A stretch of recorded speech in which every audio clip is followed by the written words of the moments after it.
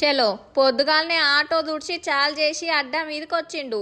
అమ్మలక్కలు బగ్గనే ఎక్కుతున్నారంటే ఇక పర్తలు పడ్డట్టే అనుకునేరు. షాన్ అంటే షాన తక్కువే వచ్చేది. ఒక్కొక్క పరి ఏం రావు సూతా.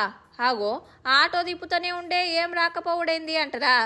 గర్భిణీలు దివ్యాంగులు అందులు ఎక్కిండ్రంటే ఏ కానా తీసుకోడు మరి అన్న. పెద్ద మనుషులు నడుచుకుంటూ పోతున్నట్టు కానొస్తే చాలు ఎక్కించుకొని పోతాడు. పైసలు ఇయ్యబోయినా తీసుకోడు. ఏ తొవ్వెంట పోతుంటే తీసుకుపోతాడేమో అనుకునేరు. ఒక్క ఫోన్ కొడితే అయిపాయే అర్ధమరాత్రి అయినా వచ్చి దవాఖానకు తీసుకుపోతాడు గర్భిణీలను. ఎప్పుడంటే అప్పుడే వాళ్ళు నొప్పులు ఇవి అవి అనంగా ఇక సీతారాంని ఫోన్ చేస్తే అయిపోయి వచ్చి తీసుకెళ్ళి అక్కడ హాస్పిటల్లో చేరించేస్తాడు సార్. ఆపతొచ్చిందంటే అన్నే యాదికొస్తాడంటే చూడుండ్రిగా. నిన్నయాల్టి సంది కాదుల్లో ఉన్నంతలా పేదలకు ఆసరా కావాలని 7 ఏళ్ల కాంచెలి ఉచితంగా సేవ చేస్తున్నాడు. పేరు సీతారాం. ఆదిలాబాద్ జిల్లా తోషంలో ఉంటాడు. వచ్చిన కొద్దిపాటి పైసలతోని ఇల్లెల్ల తీసుకుంటా సమాజానికి ఇంత ఆసరైతుండన్నట్టు. ఇంత చేస్తే నీకేమొస్తుందన్నా అని అడిగితే ఆనందం కోసమే సేవ చేస్తున్నాం. సేవ చేసి గర్భిణీ స్త్రీలు ఎవరైతే డెలివరీ కోసము ఇబ్బంది పడుతుంటారో వాళ్ళకి గుడియత్తూరు ప్రభుత్వ ఆసుపత్రి వరకు చేర్పించడం నా ఆశ. ఎందుకంటే వాళ్ళు భూమిపైన వచ్చే ప్రతి పిల్లవాడికి నేను ఆదుకోవాలనే ఆలోచనతోటి ఈ సేవ చేస్తున్నాను.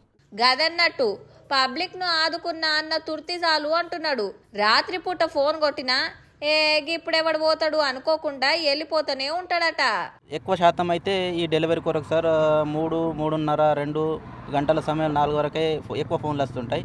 ఆ సమయంలో నేను తప్పకుండా ఈ సేవ కార్యక్రమానికి తప్పకుండా నేను వెళ్తాను సార్. గర్భిణీలు దివ్యాంగులు అందులకు ఎరకయ్యేటట్టు ఇట్లా ఫ్లెక్సీలు కొట్టించి ఆటోకే కాదు ఊర్ల సుత ఆడాడ అంటిచ్చిండు.